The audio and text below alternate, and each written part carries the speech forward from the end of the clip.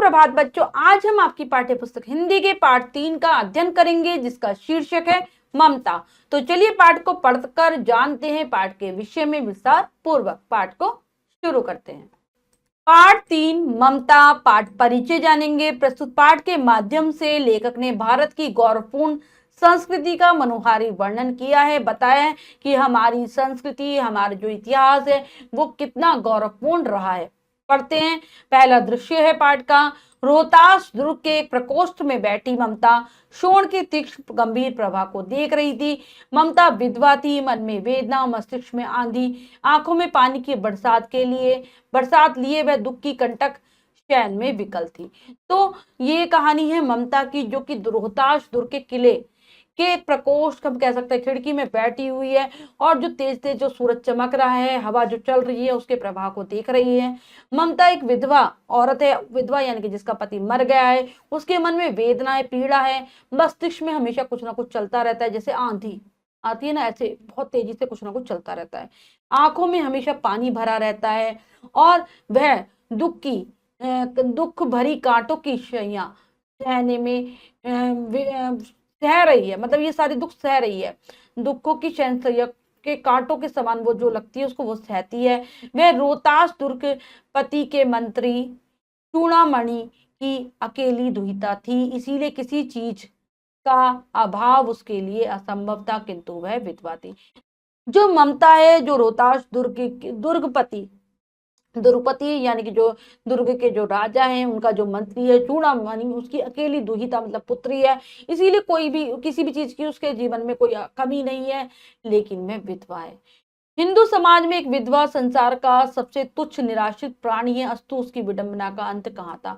तो हिंदू समाज में एक विधवा को संसार का सबसे नीचा प्राणी माना जाता है, जिसका जो कहीं पर भी आश्रय नहीं पाता, इसीलिए उसकी जो परेशानी थी उसका कभी हम कह सकते हैं कि अंत ही नहीं था। इतनी ज्यादा उसको परेशानियां झेलनी पड़ती थी। चूड़ामणि ने चुपचाप उसके प्रकोष्ठ में प्रवेश किया। शोण के प्रवाह में, उसके कल्लांद में अपना जीवन भूल जाने में वे भी शुद्ध थी।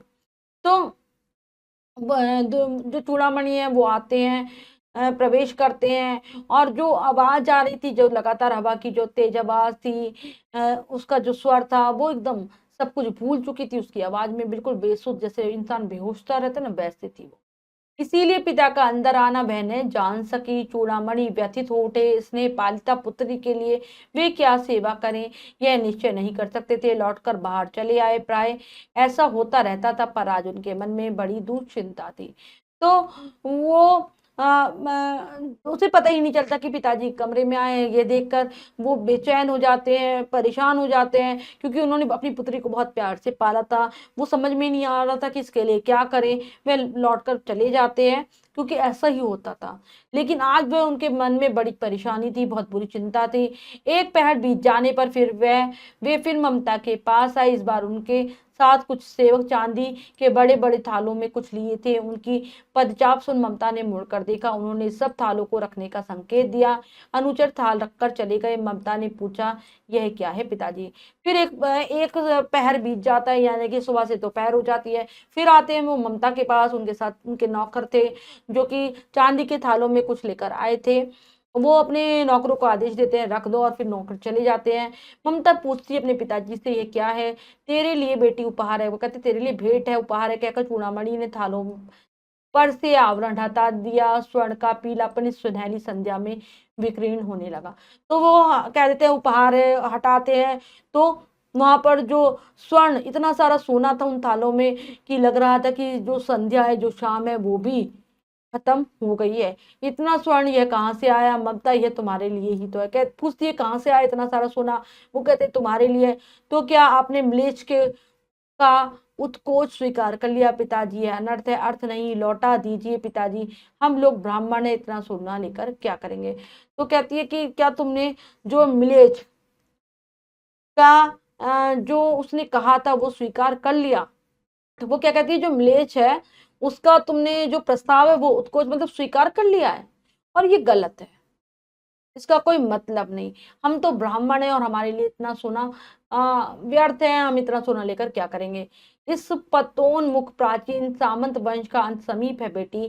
किसी भी दिन शत्रु रोहिताश्व पर अधिकार कर सकता है, उस दिन मंत्रित्व न रहेगा, तब के लिए है यह सब बेटी। वो कहते हैं कि हमारा जो राज्य है, ये सब कुछ जो दुर्ग है वो शत्रु के अधीन आने वाला है, और जब मेरा मंत्री पद भी समाप्त होगा उस समय के लिए ये सब कुछ। हे भगवान, तब के लिए, विपद के लिए इतना आयोजन, परम पिता की इच्छा के विरुद्ध इतना साहस, पिताजी की अभी न मिलेगी। क्या कोई हिंदू भूपृष्ठ पर न बचा रह जाएगा जो ब्राह्मण को दो मुट्ठी अन्न दे सके? असंभव, फेर दीजिए पिताजी, मैं कांप रही हूँ, इसकी चमक मुझे अंधा बनाई दे रही है। वो कह रही है कि अरे हमारे ऊपर मुसीबत आने वाली है और आप उसके लिए इतनी तैयारी कर रहे हैं, ये सब गलत है, ईश्वर के विरुद्ध है। क्या हमें भीख भी नहीं मिलेगी? कोई ऐसा हिंदू नहीं होगा जो ब्राह्मणों को दो मुट्ठी दान दे दे अन्न का। ये गलत है, आप वापस कर दीजिए। मुझे तो इसकी चमक भी नहीं अच्छी लग रही, ऐसा लग रहा है मैं अंधी हो जाऊंगी। मूर्ख है कहकर चूड़ामणि चले गए, वहां से चले जाते हैं। दूसरे दिन जब डोलियों का तांता भीतर आ रहा था तो ब्राह्मण मंत्री चूड़ामणि का हृदय धक धक करने लगा। वह स्वयं को रोक न सका। उसने जाकर रोहिताश दुर्ग के तोरण पर डोलियों का आवरण खुलवाना चाहा तो पठानों ने कहा, यह महिलाओं का अपमान है। तभी वहां पर अगले दिन होता है, डोलियों की भीड़ सी लग जाती है, और जो ब्राह्मण जो मंत्री थे चूड़ामणि, उनके हृदय में धक धक होने लगते कि आज पता नहीं क्या ही होने वाला है।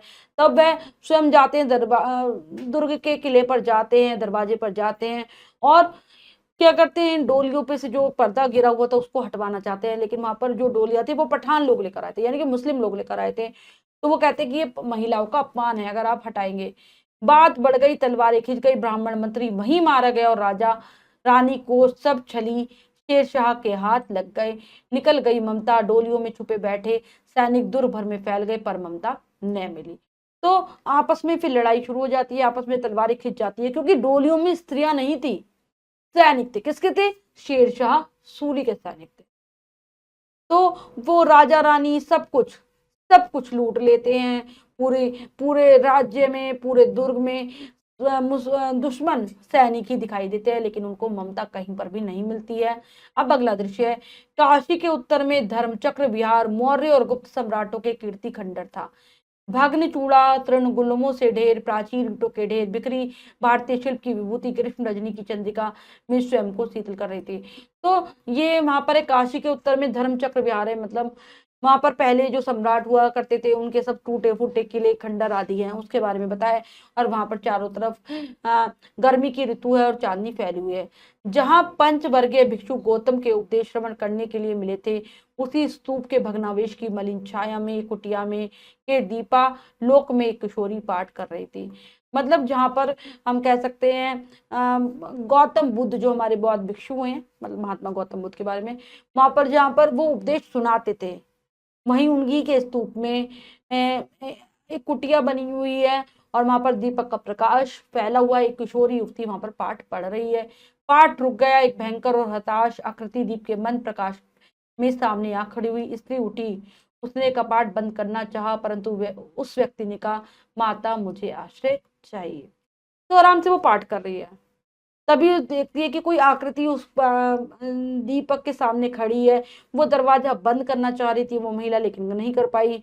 वहां पर एक व्यक्ति खड़ा था, कहने लगा, माता मुझे आश्रय चाहिए, मतलब मुझे आश्रय में ले लो अपने। तुम कौन हो? वह स्त्री पूछती है, तुम कौन हो?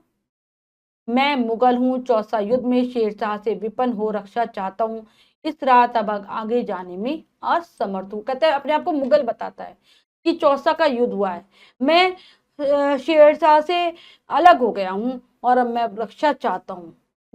विपन्न हो रहा हूँ मतलब उनसे घायल हूँ, या हम कह सकते हैं उससे हताहत हुआ हूँ, इसलिए आपसे रक्षा चाहता हूँ। मैं यहाँ पर आपका आश्रय चाहता हूँ, यहाँ पर रुकना चाहता हूँ रात को, क्योंकि मैं रात को आगे नहीं जा सकता। क्या शेरशाह से? किशोरी ने अपने होठ काट लिए। तो उसे आश्चर्य से कहती है, क्या शेरशाह से? वो कहता है, हाँ माता, परंतु तुम भी वैसे ही क्रूर हो, वही अनवरत रक्त की प्यास, वही निष्ठुर प्रतिबिंब तुम्हारे मुख पर भी है। सैनिक, मेरी कुटिया में तुम्हारे लिए स्थान नहीं है, कहीं और जाकर दूसरा आश्रय खोज लो। कहती है, लेकिन तुम भी तो मुझे वैसे ही क्रूर दिखाई दे रहे हो, निर्दयी दिखाई दे रहे हो, शेरशाह की तरह। तुम्हारे अंदर भी वही खून की प्यास है, वही तुम्हारा कठोर, तुम्हारी भी, तुम बिल्कुल वैसे ही लग रहे हो। और ऐसे व्यक्ति को मैं अपनी कुटिया में स्थान नहीं दे सकती, तुम कहीं और जाओ। गला सूख रहा है, साथी छूट गए हैं, अश्व गिर पड़ा है, काफी थका हुआ हूँ मैं। इतना कहते कहते वह व्यक्ति धम से वहीं बैठ गया और ब्रह्मांड उसके सामने घूमने लगा। इधर स्त्री ने सोचा, यह विपत्ति कहाँ से आन पड़ी। तो वो कहता है, मेरा गला सूख रहा है, सब साथी छूट गए हैं, मेरा अश्व भी गिर गया है, मैं काफी थका हुआ हूँ। वो नीचे बैठ जाता है एकदम, और ऐसा लगता है कि उसको चक्कर आ रहे हैं, बहुत तेज चक्कर आ रहे हैं। तो वो स्त्री भी सोचने लगती है, ये मुसीबत कहाँ से आ गई। खैर, उसने जल दिया, युवक की जान में जाने। फिर भी वह उसको पानी देती है। वह सोचने लगी, विधर्मी दया के पात्र नहीं होते, मेरे पिता का वध करने वाला आत्यायी घृणा से उसका हृदय विरक्त हो उठा। वो कहती है कि जो दूसरे, जो धर्म का पालन ना करे, उन पर दया नहीं करना चाहिए। मेरे पिता का वध किया इन लोगों ने, और अत्याचारी हैं, और फिर नफरत से उसका हृदय भर जाता है। ममता उधर विचार कर रही थी, मैं ब्राह्मण हूँ, मुझे तो अपने धर्म, अतिथि देव की उपासना का पालन करना चाहिए, परंतु यहाँ नहीं नहीं, सभी विधर्मी दया के पात्र नहीं होते, परंतु यह दया तो नहीं कर्तव्य है। तब वो, मतलब उसके मन में दो तरीके के विचार आ रहे थे कि मैं दया करूं या ना करूं। एक तो ये धर्म का ना पालन करने वाले लोग हैं, दूसरे धर्म के लोग हैं, और दूसरा अतिथि देवो भव है, मतलब तो हमें अतिथि का सम्मान करना चाहिए। तो कहती है कि मैं इस पर दया तो नहीं कर सकती, लेकिन कर्तव्य समझकर तो मुझे करना ही होगा। मतलब ये सारा कुछ उसके दिमाग में चल रहा था। मुगल अपनी तलवार टेक कर उठ खड़ा हुआ। स्त्री ने कहा, क्या भरोसा कि तुम भी छल करो, कि मैं तुम पर। तो वो मुगल जो था वो खड़ा हो जाता है, अपनी तलवार जमीन पर टिकाता है। वो कहती है कि क्या पता तुम भी छल करो, मैं तुम पर कैसे विश्वास करूं। छल नहीं, तब नहीं माता, मैं जाता हूँ, तैमूर का वंशधर किसी स्त्री से छल करेगा, जाता हूँ, भाग्य का खेल है। कहते हैं, नहीं नहीं, मैं कोई छलावा नहीं कर सकता, मैं तैमूर वंश का हूँ, और कोई तैमूर किसी स्त्री के साथ धोखा नहीं कर सकता, मैं जाता तो हूँ, सब किस्मत का खेल है। ममता ने मन में सोचा, यहाँ कौन दुर्ग है, यही झोपड़ी है, जो चाहे ले ले, मुझे तो अपना कर्तव्य पालन करना चाहिए। वह बाहर चली आई और मुगल से बोली, भीतर आओ, थके भयभीत पथिक, तुम चाहे कोई भी हो, मैं तुम्हें आश्रय देती हूँ। मैं ब्राह्मण कुमारी हूँ, सभी अपना धर्म छोड़ दे तो क्या मैं भी छोड़ दूँ। वो कहती है, सोच रही होती है, सोचती है अपने मन में, क्या यहाँ पर किला है और मेरी झोपड़ी में ऐसा क्या है जो ये ले लेगा। फिर वो बाहर आ जाती है, अपना कर्तव्य समझ कर कि उसका जो कर्तव्य वो उसे करना है, जो उसका काम है वो करना है। तो वो कहती है कि अंदर आ जाओ राहगीर, और यहाँ पर मैं तुम्हें अपना रहने के लिए, रुकने के लिए जगह दे रही हूँ, क्योंकि सब कोई, मैं ब्राह्मण की लड़की हूँ और सब अपना धर्म छोड़ सकते हैं, पर मैं नहीं छोड़ सकती। मुगल ने चंद्रमा के मंद प्रकाश में वह ममतामयी मुखमंडल देखा। उसने मन ही मन उसे नमन किया। ममता पास ही टूटी दीवारों की ओट में चली गई। भीतर थके पथिक ने विश्राम किया। तो चंद्रमा का जो धीरे धीरे प्रकाश था, वह उस प्रकाश में वो मुगल उसका मुख देखता है, स्त्री का, जो कि ममता से भरा हुआ था। वह अंदर ही अंदर उसको प्रणाम करता है। ममता टूटी दीवारों की ओट के पीछे छिप जाती है और वहां पर वो पथिक आराम करने लगता है। प्रभात में खंडर की संधि से ममता ने देखा कि सैकड़ों अश्वारोही उस क्षेत्र में घूम रहे हैं। वे अपनी मूर्खता पर अपने को कोसने लगी। तभी उस झोपड़ी से निकलकर उस पथिक ने कहा, मीरज मैं यहाँ हूँ, मिर्जा मैं यहाँ हूँ। तो सुबह के समय, सुबह का उजाला हो जाता है, देखती है कि उस क्षेत्र में बहुत सारे घोड़ों पर सवार लोग आए हैं। वो सोचती है कि ये सब इतने सारे यहाँ पर आ गए। उसे लगता है कि उसने बेवकूफी की, उसको यहाँ पर रुका कर पथिक को। तभी वो युवक झोपड़ी से निकल कर आता है और अपने जो घुड़सवार थे उनको में से किसी, कोई मिर्जा होता है, उसको बुलाता है, मैं यहाँ हूँ। यह सुनते ही प्रसन्न हो सभी यवन उल्लासपूर्ण वातावरण में खो गए। यह देख वह स्त्री और अधिक भयभीत हो उठी। पथिक ने पूछा, वह स्त्री कहाँ है, उसे खोज निकालो। ममता छिपने के लिए और अधिक सचेष्ट हुई। वह मृग दाव में चली गई। दिन भर उसमें से न निकली। संध्या को जब उन लोगों के जाने का उपक्रम हुआ तो ममता ने सुना, पति घोड़े पर सवार होते हुए कह रहा था, मिर्जा उस स्त्री को मैं कुछ न दे सका, उसका घर बनवा देना, क्योंकि मैंने विपत्ति के दौरान उसके यहाँ विश्राम किया था। वह स्थान भूलना मत, कहते हुए वह चला गया। तो बहुत खुश होता है सब खुश हो जाते हैं उस युवक को देखकर जो सारे घुड़सवार थे, और कहता है उस महिला को ढूंढ निकालो। तो ममता और सोच में पड़ जाती है और बिल्कुल सचेत हो जाती है, और कहीं पर जाकर मृगदाव, यहाँ पर हिरण की जो गुफा सी होती है उसमें जाकर छुप जाती है, और फिर उसे कोई नहीं ढूंढ पाता शाम तक भी। जब वो घोड़े पर सवार हो जाता है जो पथिक था जिसको उसने आसरा दिया था, और कहता है कि मिर्जा, उस स्त्री को मैं बदले में कुछ ना दे सका, उसका तुम घर बनवा देना, क्योंकि उसी ने मुसीबत के समय मुझे विश्राम दिया था, सहायता दी थी, और ये स्थान को कभी भी भूलना मत। चौसा के मुगल पठान युद्ध को बहुत दिन बीत गए। ममता अब 70 वर्ष की वृद्धा हो चुकी थी। आकर वे अपनी झोपड़ी में एक दिन पड़ी थी। शीतकाल का प्रभात था, उसका जीर्ण कंकाल खांसी से गूंज रहा था। ममता की सेवा के लिए गांव की 2-3 स्त्रियां उसे घेर कर बैठी थी, क्योंकि वह आजीवन सबके सुख दुख की सहभागिनी रही थी।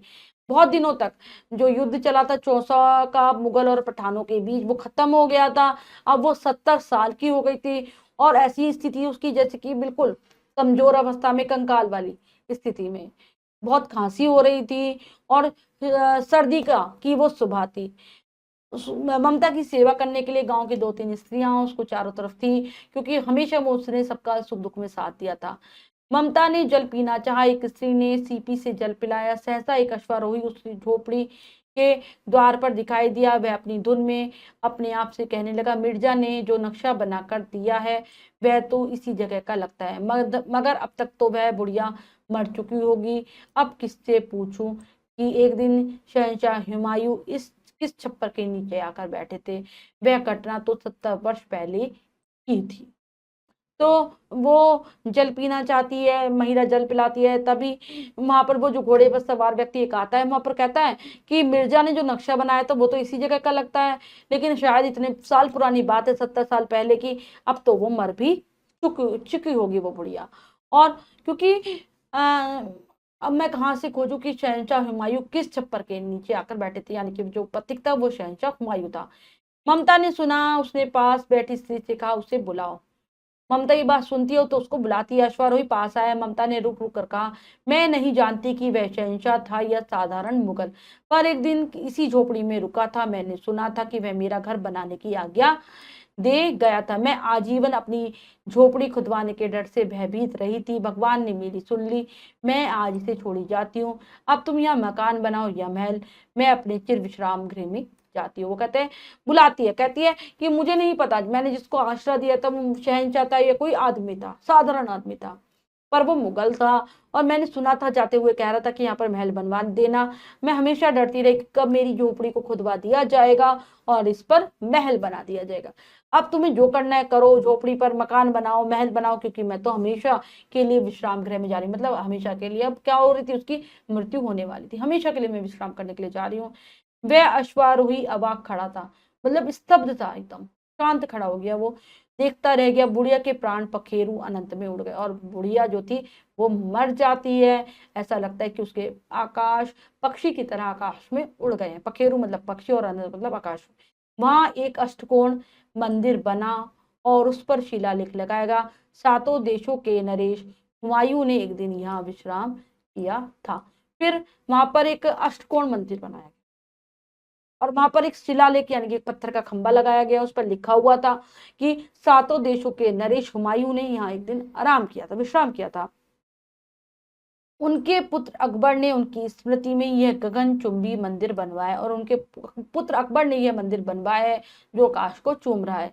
पर शिलालेख में ममता का कहीं नाम नहीं था, पर उस शिलालेख पर कहीं पर भी ममता का नाम नहीं।